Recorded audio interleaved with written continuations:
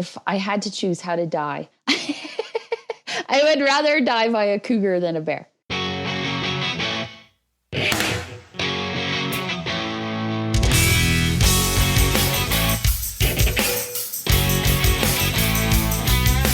Today's guest is Sarah Lyndsay, a passionate self-portrait and landscape photographer who combined her love for all genres to create ethereal images while wearing beautiful flowing gowns. The yellow dress is her iconic look, and she travels the world with these dresses packed in her camera bag, photographing herself in surreal landscapes. You can find out more about her photography and amazing YouTube channel at her website, Sarah, S-A-R-A-H, Lyndsay, L-Y-N-D-S-A-Y, photography.com. Now, on to the conversation with wild woman, Sarah Lyndsay.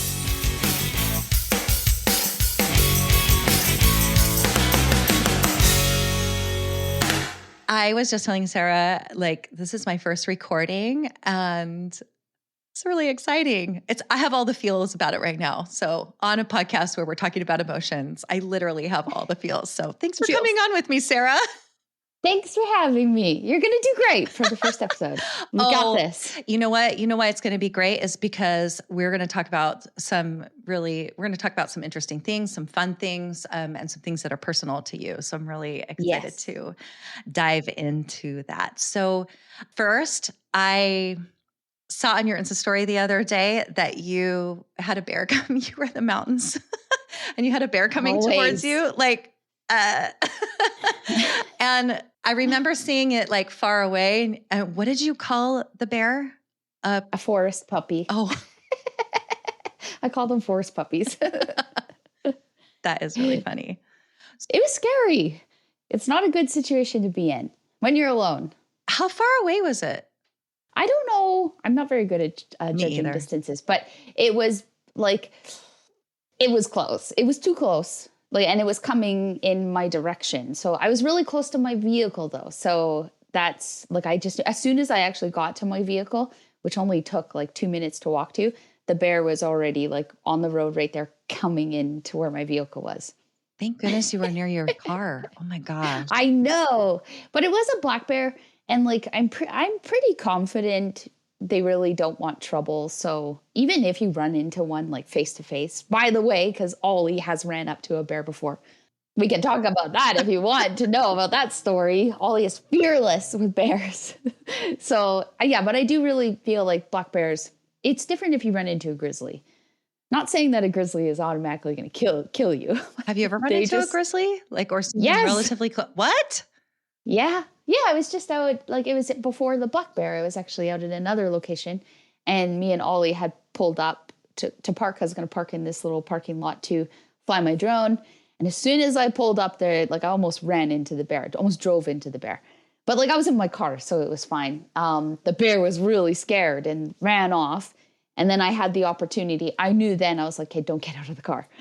So I drove back down to the main road and just watched where he was going. So I could decide where I was going to go. But I had some moments where I was able to get video footage of him. So it was good. But yes, I've ran into many bears. Many, many, many bears. They're everywhere. Oh my gosh. See, I feel like I'm always afraid if I'm out here in Texas, if I go to, I know I've been to Big Bend National Park one time, and there are bears there, but the things that you have to watch out for are the mountain lions. And that's actually really scary because they go alone and they're not, I don't think and someone could correct me if I'm wrong, but they're not necessarily curious because they already know you if they're following you, stalking you so they could eat you. Yes. Yeah. Because cougars would eat human. There's cougars here too. There's cougar families that live around where I live. I know. I would actually way rather, this is getting morbid now, but if I had to choose how to die, I would rather die by a cougar than a bear, because a cougar will kill you. They'll kill you before they and a bear plays with you. A bear plays with you, right? A bear eats its food alive. So, and they're brutal. They just the way they would kill you is just savage. I would not want that situation. So I would rather see a cougar than anything, actually. Oh my gosh. I wonder, That's really scary. Now I might be freaked I out. know. Like this is the Wild Woman podcast, but I might be freaked out now next time I go out alone. Oh my gosh. You should. We should have a healthy dose of fear Yes. when we're going back there because you need to just be aware. And it doesn't matter if you're a man or a woman. Like the animals don't see gender, so Right. both should have a respectable amount of fear. I think it's important if you are a photographer that goes out into the wild by yourself. Yeah.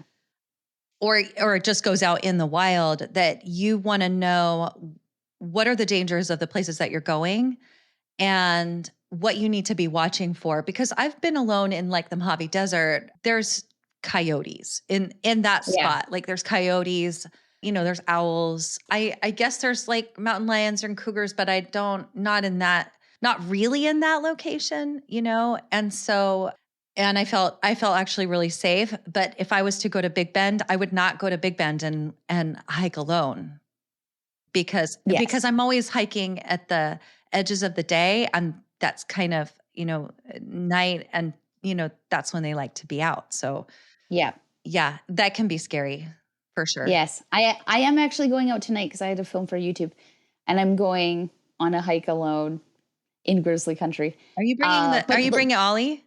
No, because he's just too much to handle while I'm up there.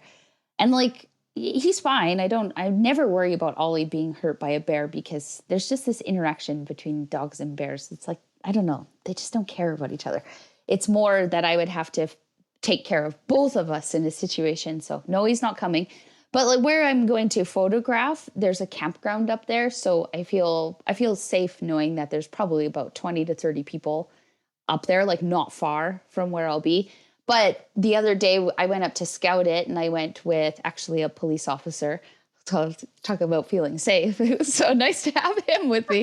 I know and then we were walking, like we were going pretty deep into the backcountry, and three people passed us on horses, because you can take horses back there, and they were carrying rifles because it's on the park boundary. So you're allowed to have rifles or guns outside of the park. But anyways, they had rifles with them.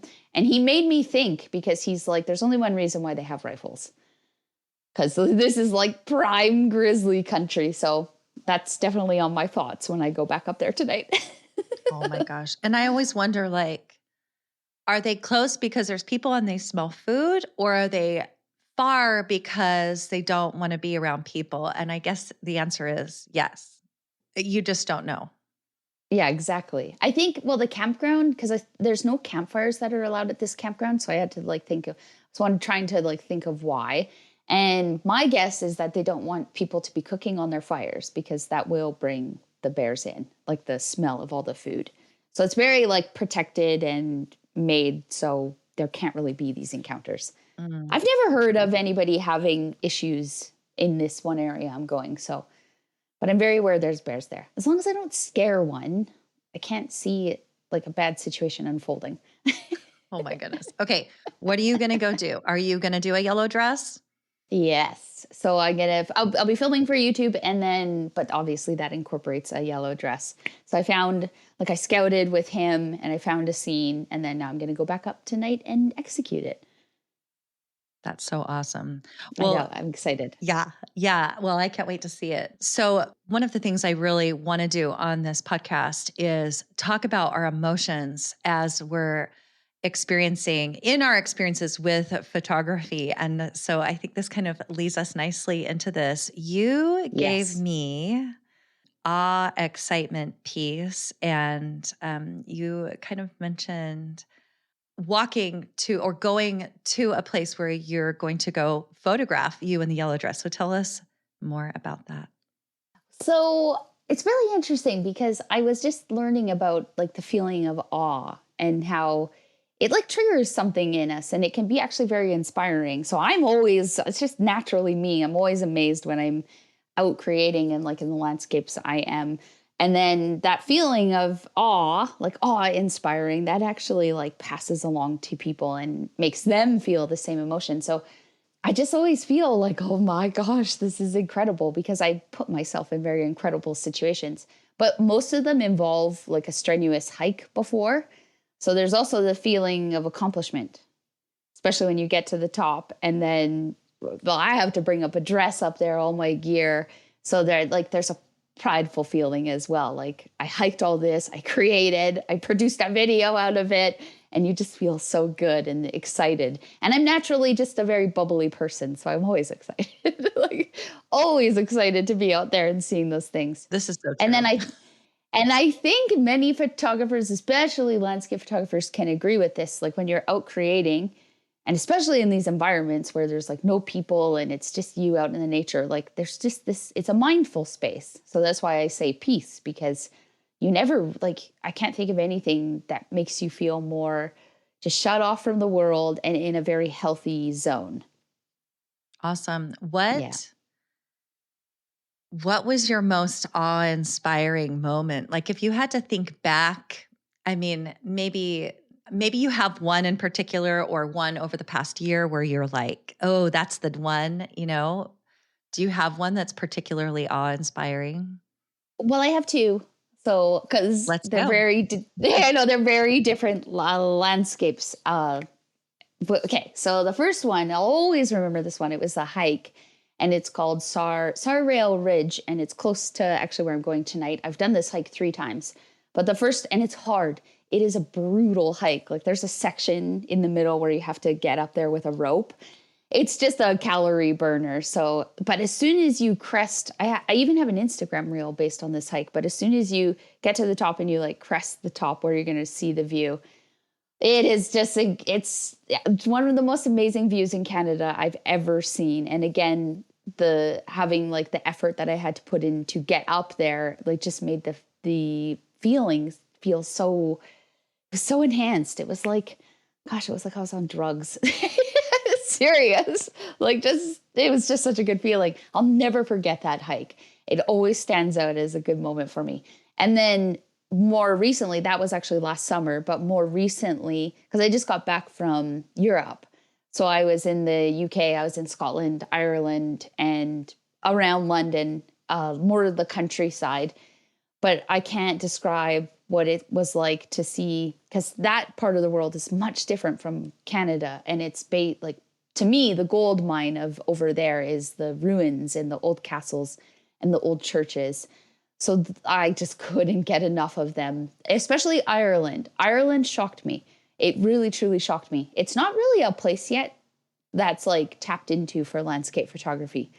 I had so many of these crazy locations to myself, and I was like, where are all the people? And I almost don't want to tell them about it because I want to protect it because it's special. And so the ruins in Ireland, they almost made me cry. It was just such a good moment.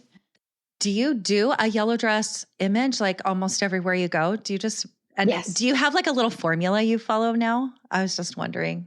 Yeah, kind of. So I'm a landscape photographer, but also a self-portrait photographer. But actually everyone just still thinks I'm a landscape photographer, but that it's unique because I do the yellow dress self-portrait. So when I scout locations, I use Google a lot. I actually don't use like Instagram or any other social media platforms to find locations. I Google it and I'll search like old. So let's take Europe, for example.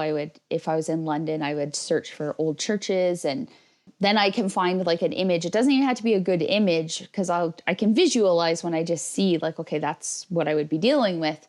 And then I go off and I create a yellow dress self-portrait there, but I'm trying to create one I create multiple in every country that I go to. And then sometimes I like to hit up the iconic locations because they're cool. Like they're iconic for many reasons. Like in Ireland, I don't know if you know the Dark Hedges. Yes. But it's like the row of trees that was in Game of Thrones. So I like to put the yellow dress with iconic locations, and I'm trying to like basically build a portfolio of yellow dress all around the world. So that's a formula. Google location and then go and execute it. And they're well executed, by the way. Like, well, thank you. Thank you. You are a really beautiful model for yourself. Well, thank you. That's very kind of you to say. Thank you. I'm actually very it's the dark hair. It's like, I know it looks good in images, like long dark hair and then a bright yellow dress. But to be quite honest, I'm pretty average. Like I got a really squishy belly and Yeah, but this is like realness. Do you know what I mean? yeah, Like, exactly. and what I love is that you are embracing like, this is who I am. And Yes. it's, to me, it's like the epitome of, for whatever we think about ourselves, right? Yeah. Is Yeah. it's not look at me. It's, we can love ourselves in all of these Yes. situations and no matter Yes. what. And Yeah. that kind of a thing. I actually think this takes us into talking a little bit. Could we talk about your YouTube channel a little bit? Because Yes. you mentioned some things beforehand that I thought were like maybe really important for our audience to hear, because we Yeah. are all, well, whoever is listening, we love you. We should love, all of our bodies. But I think your messages are particularly important for women. And Yeah. so I'd love to hear like how you feel about your YouTube channel and about making it, and what you're hoping to do with it. Okay. Perfect. So the YouTube channel, all right. So I think about my role in this quite a bit, probably too much that I'm like almost stump myself and then I can like struggle to move forward. But it's really, really important to me, especially with this creator economy that we are in, which I think is one of the most booming economies of all time. Social media is very, very powerful. So it's really important. Yeah, it's really important that I am delivering value to people through YouTube for both myself and for them, so that they're learning something. And I know whenever you decide to do something with video where you are like the star of it, you have two options. You can either educate, so like I can teach people photography and go in that direction, and which I do, and teach them how to create their own images and provide that value to them. Or you can try to inspire, which is a bit of a different path, and that's more where you're very real and you talk about your own experiences and like share, maybe talk more about like deeper topics, and it really has like there's like a philosophy involved with it. So I try to do a blend of both. And it's just natural for me to be an open person. I'm very open. I'm very vulnerable. I have no fears sharing things about my life. Sometimes that might land me in trouble. I don't know yet, but I'm an open book. So I have nothing to hide. And I feel like because of the way my own life went with my own personal development and how I had to like change, I can kind of help other people see their purpose and see their potential. And that's really important to me, because especially with the younger generation, they are the most impacted by social media. And we were talking about this earlier, particularly girls in the 11 to 13 age range. And I feel like there's a responsibility, if you're some sort of an influencer, to be passing on like good knowledge that is healthy and being more a solution to the problem that we face with social media rather than adding to it as a problem. So it's my morals, it's my values. Like you will never see me on my YouTube channel with like my butt in leggings showing off my butt workouts, even though that's very awesome and very impressive, and like physical health is really important. But it's like, what message are we really sharing to younger girls? Like you have to look like that. So as we were talking before about body image, like I'm a pretty average girl. I have lots of squishy parts to me, but that's what I present to the world. And it's more to show girls like you're fine just the way that you are, and you can build anything by like being yourself and being as authentic as you can be. So that's the YouTube channel is very important to me, to have an impact for good to other people. Like it's not for my own gain, even though obviously, that's my living, but the main focus is to be providing good value. And I think there's a lot of hope with that. Like, Yeah, I hope so. hope for us as people and future generations. And also I think it's really fun to watch you be like this authentic person on there. I mean, you don't you don't hide you don't hide a lot of things, which I No. really love. I like. Yeah. What you see is what you get. And everyone is always like shocked. I don't know. Everyone has this vision that it's like you're a different person. I always get asked if I am a character. And I understand that. It's like you see this, especially actually with younger girls, like you see this yellow dress. So they automatically assume I'm some sort of playing a character, like a Disney character. But I'm like, no, that's just me. I'm just wearing a yellow dress. So authenticity is so important. And you can connect with people better if you're authentic, but you'll connect with the right people. And people like to latch onto relatable things.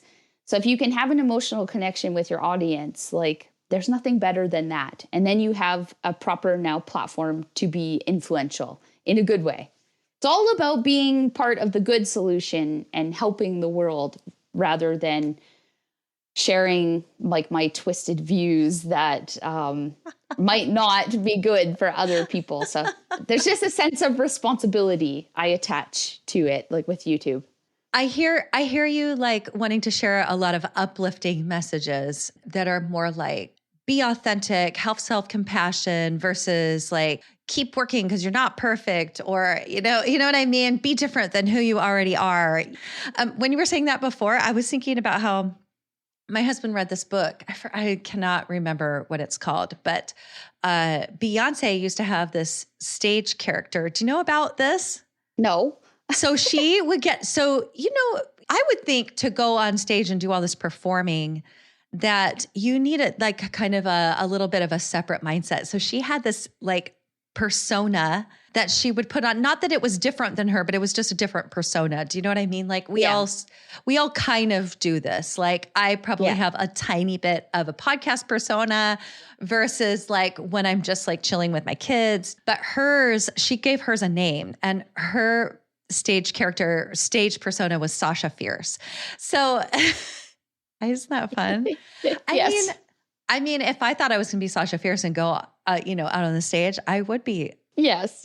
kind of a more fierce kind of person. But anyway, I'm wondering like when you put on this dress, not that you become a totally different person, but do you feel like that shifts your attitude in a different way when you like put this dress on? And a lot of times you're by yourself and you're out in the wild, you know what I mean? And then you've got like your camera that you're shooting with and your other camera that you're filming with. And do you feel like sometimes you do that?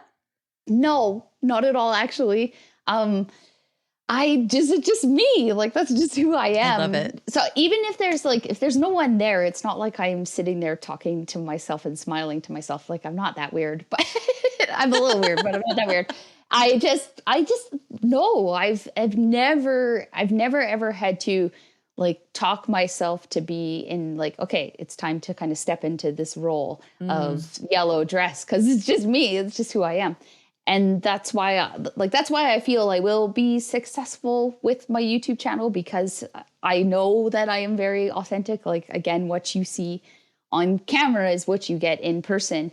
But I like it that way because I feel like I will attract the right audience then. And that's super, super important. There's definitely moments like behind the camera where like I'm not always smiling though. Like that's I get grumpy and I get frustrated, but I actually talk about it in the video. So if I have a moment out let's just say tonight, if I'm like, I can't create, I can't do this, like I will share that with them. I'll tell them, I'll walk them through my feelings. So it's very important to me that I'm like Sarah in my house and I'm Sarah out when I'm creating as well. But it's been like that for me since my early 20s when I started photography. There's been no separation of the two. That's a really special place to be, actually, I think. Well, but I also have no fear. Like it takes time to get you. It does take time to get used to the camera. So if there was any like part of it that where I was trying to be a role, it would have been at the beginning. Well, because learning how to talk to the camera is a skill. So just to work through that, navigate and build that skill where I can just easily talk to the camera and not try to force it. But that's a stage you have to go through. Because it's not like I just turned on the camera one day and I was able to talk to it. It took some time and I've always messed up. And so more at the beginning, there might have been a little bit of fakeness, I guess you can say. I don't want to say fake, but was learning, going through the process, developing a new skill. Well, that's kind of how it works for all of us, isn't it? Yes. Like, yes. we get, more comfortable the more we do it. And pretty soon, I bet that camera, I wonder if that camera just doesn't even seem like it's really there anymore. Now you're like, this is just a tool. I know who's on the other end. Yeah. Right? Yep. Absolutely. And you get to know your audience. Like, it's really important to understand your audience. And like, I just know I can be myself around them. I can't explain it. The YouTube community is so much more different than any other social media platform I've been on. It's like they genuinely care about you. So I'm actually a couple of days late on my YouTube video because of the bear encounter. And just like I had to figure out where I wanted to create. So I am a little bit late, but I was like, that's okay. And I needed a social media break as well. And I had the people, and actually, believe it or not, my audience is 99.7% male. What?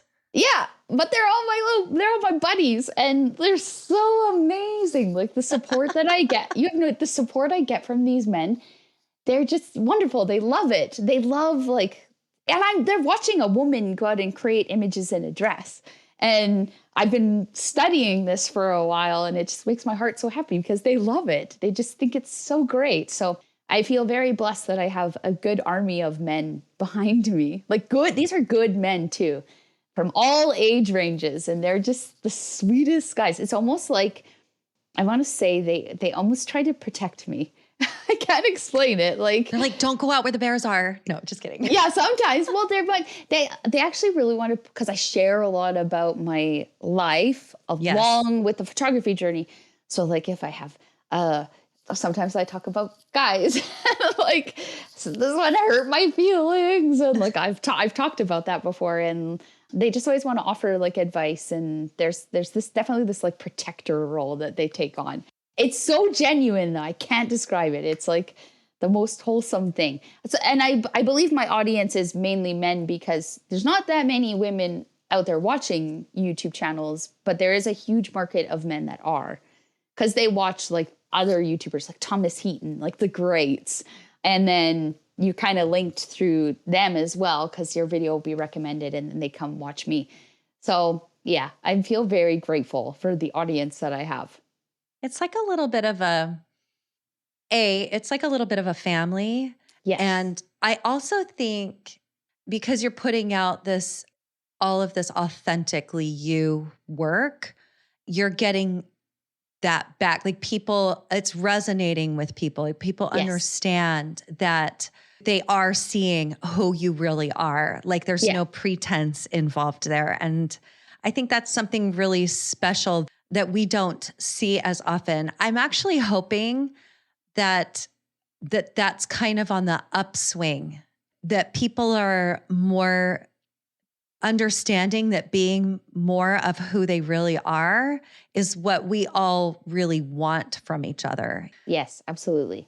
Absolutely. It's like, if I can't describe how powerful that being authentic is. It's not many, everyone is always in photography a little bit like struggling to find their voice and find their own path in this world, but they already have it. It's just who they are. That's exactly who you are. You just have to make a decision if you're comfortable enough to like take it next level and get on video and share that with the world. So true. Yes. When you first started doing your yellow dress, did you feel weird about it? Were you like, why am I out here in a yellow dress? Yes, sometimes. In the water, or where, you know what I mean? On top of a mountain or whatever.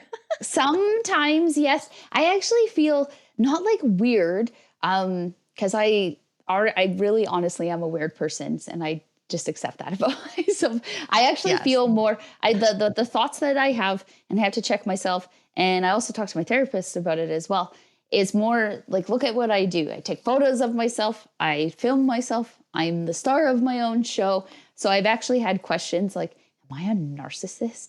I did. I asked my therapist one time. I was like, Joel, do you see narcissistic behavior out of this? And he said, Sarah, he's like, any person that comes into a therapy session willingly and asks the question if they're a narcissist is not a narcissist.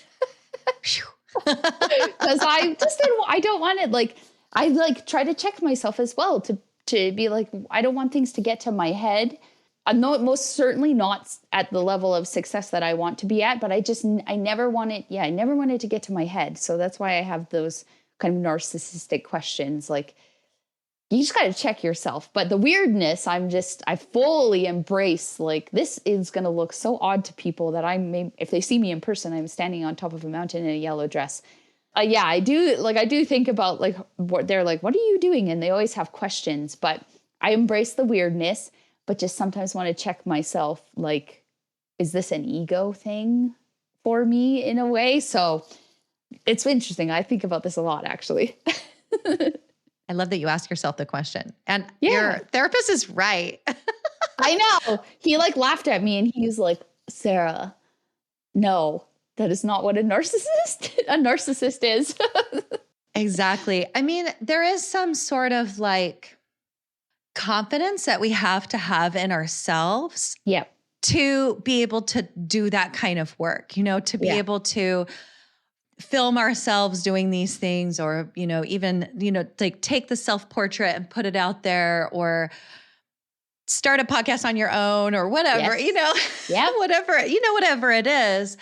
But I don't think that that's like necessarily an ego thing. This is like, I see that this is something that the world needs, or this is something that I really want to do because of X, Y, Z. And now I'm going to go do it. And I am going to totally make this happen. So for whatever weird that the dress looks, you're just out there doing what you want to do and making it happen. And that's also amazing. Yes, I am. I don't know, like, for me, of course, you do have to learn confidence, but I've always naturally, since I was a kid, like, been a child that would push the limits. So it's almost like I just don't have fear, I guess you could say.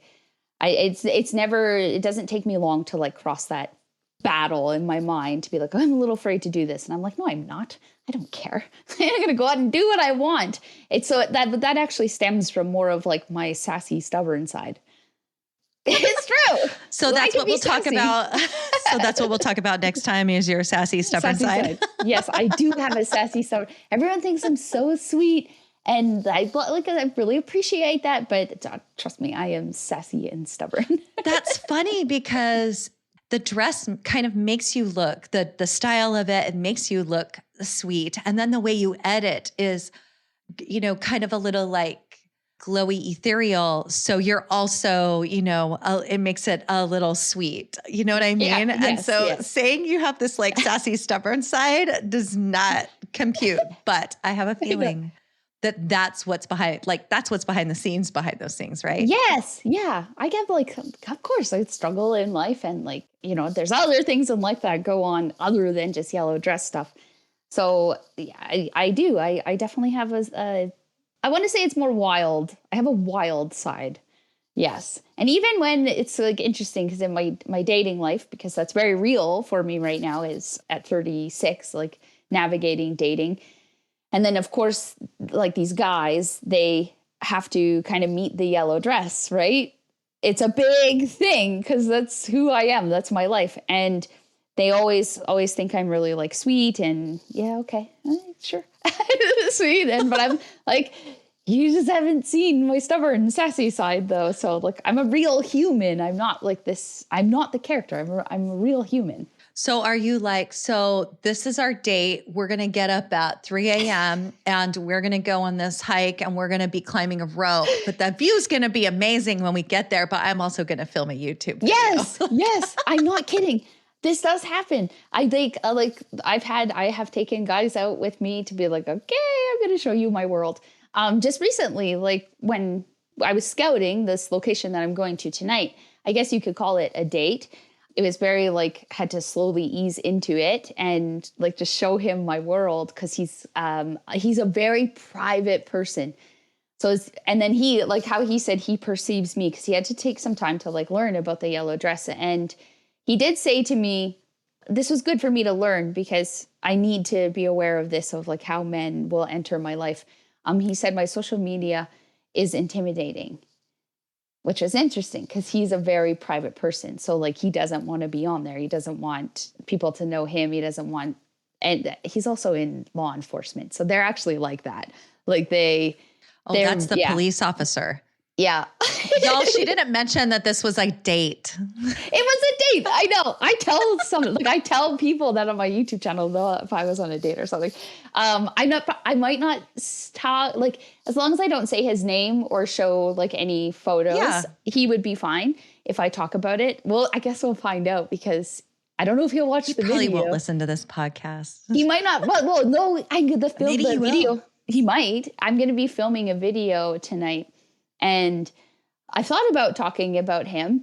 I just don't want to push it. Like I respect him. He has been such an interesting man to get to know over these past few days because he's also working towards good, like a noble good. And he has actually been eye-opening to me moving forward with my social media. Let's not get too dark, but like the sex trafficking world of children and like how social media really feeds into that. So I've learned so much from him, just interacting with him, and then how I can like use that knowledge now that I have from him and then translate it into something good for my YouTube channel. That is really interesting. And I respect that we don't need to know his name or what he looks like. You know what I mean? Yeah. Well, he's handsome. I believe you. He has abs. He does. I'm not kidding. And I'm like, just look at them all the time. And I'm like, do you realize I sort of told him, I was like, I have like a 1 pack of Squish. So we are not on the same level here. He's like, but you can climb the mountain. That's okay. Yes. I was so intimidated to take him up there because we were doing a hike. And I know I'm not as physically fit as him, but at the same time, I actually love that because now we're getting into the topic of men. Well, to keep it back to photography, but I love that he is stronger than me, fitter than me. I can't describe this. Like, there's something about that where I feel more in like my feminine energy, and he's very masculine. And I love that dynamic. I think it's actually a really healthy dynamic. So I just told him as we were hiking, I was like, I complain a lot. I'm sorry, but I will get up the mountain. And he told me after, he was like, I don't know why you think you like struggle so much. He's like, you kept really good pace and you have a really heavy bag on that I wanted to take from you. So it was good. Yeah, but we don't let them take it. No, I didn't. Cause I told him, I was like, yeah, I'm like, that's kind of like the easy way out for me if I let you take the bag. Yeah. Not that I really love that he was like, I want to help you, and is really sweet. But I said, that's also part, like, it makes me stronger on the trail. So yes. Yeah, I have to carry it. Like, it's also for my physical fitness as well. It is better for me to take it. It's been a great 2 days with him, actually. It's been really great. I let my husband carry water. If he's like, can I take that? I'm like, you can carry more water. If you want to. That's a good idea. I would give him a lens. Like, if I had an extra lens, I would have given him one of my lenses. I'm not going to like refuse the help, but come on. Yeah. It is fun. It is fun to go out with other people and have someone to talk to, especially if, you're doing this solo a lot. So yes. Yeah, absolutely. Yes, exactly. Yeah. So you just can't get eaten by a bear. Yeah, exactly.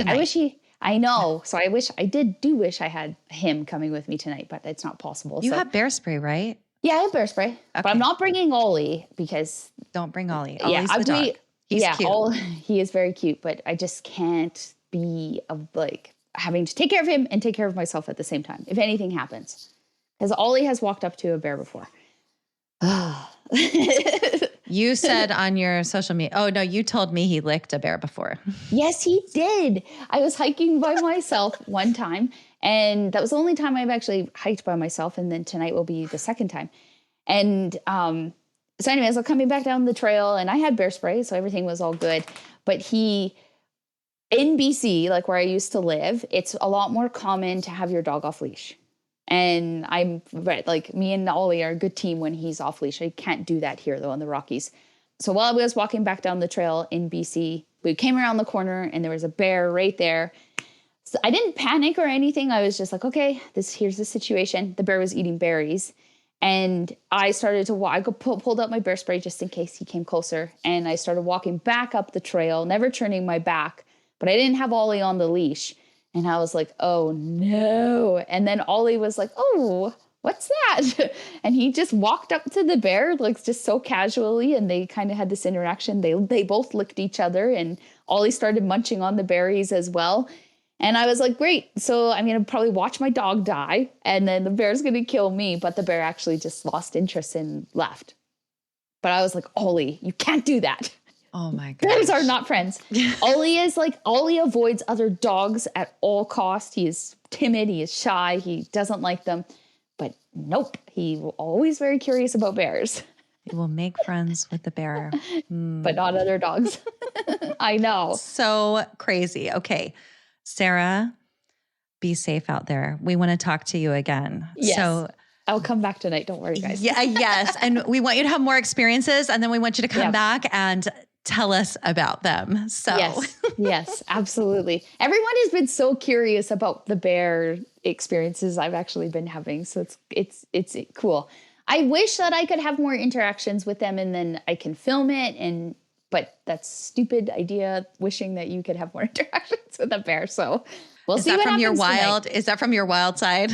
Probably. Like, I don't know. I would have been wondering about tonight. But that, like, the guy that I was with when I was hiking last time, he knows I'm going up there tonight by myself. And he hasn't said, again, he's very like protector, I guess you could say. And not once has he said you shouldn't do it. He's just like, make sure you message me when you get down the trail. Make sure you message me when you go. I think he just knows you're going to do it anyway. Yeah, probably. I actually love that he's like, you're just going to do it anyway. So I'm not going to tell you to not do it. Yeah. Yeah. Yes. Even though yeah. He might.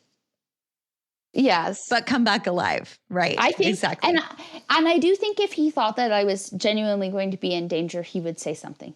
Not to be like, you can't go and do this. He would just be like, maybe educate me more, because he was the one who pointed out the rifles and was like, there's only one reason why they have rifles. And I was like, why do you have to say that right before I'm coming back up here on my own? And you're like, and I am going to do it.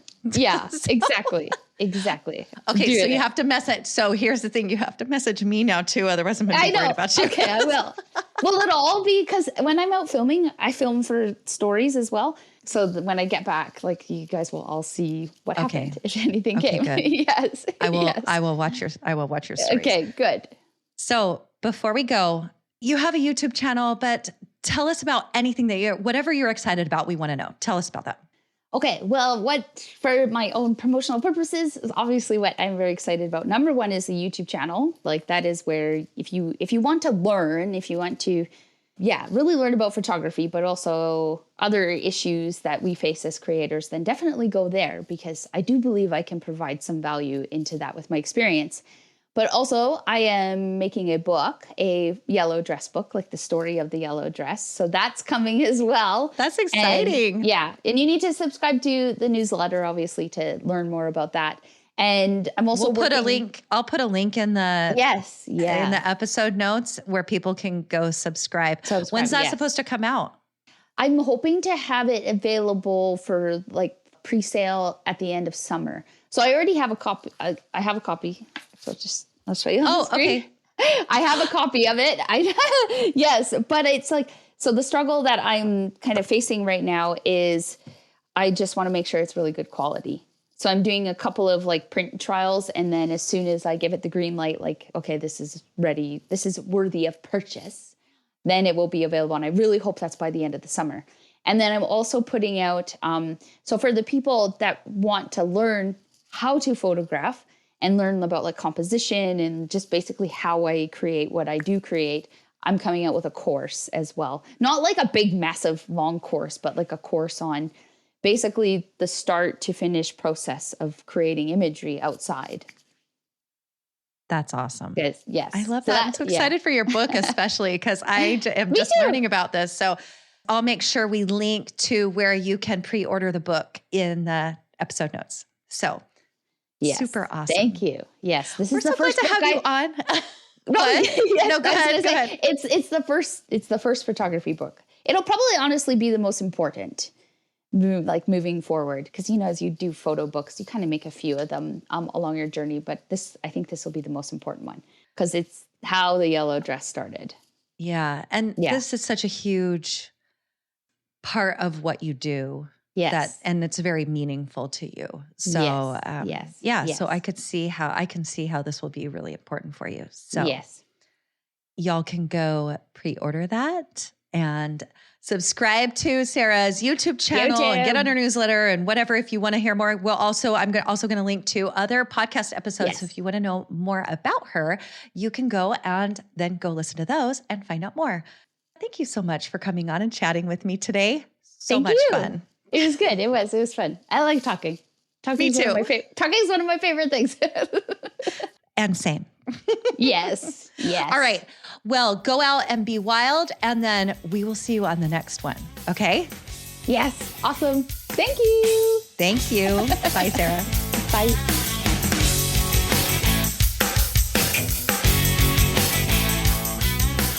Want to come with me on my next adventure? Become a wild woman and join me on one of my small group photography escapes. Go to wildwomanphotography.com for all the details. While you're there, you can check out my image portfolio, episode transcripts, and more. Oh, and I'd love for you to support this podcast and all these incredible wild women in photography by leaving us a review with a 5-star rating. Thank you so much for listening.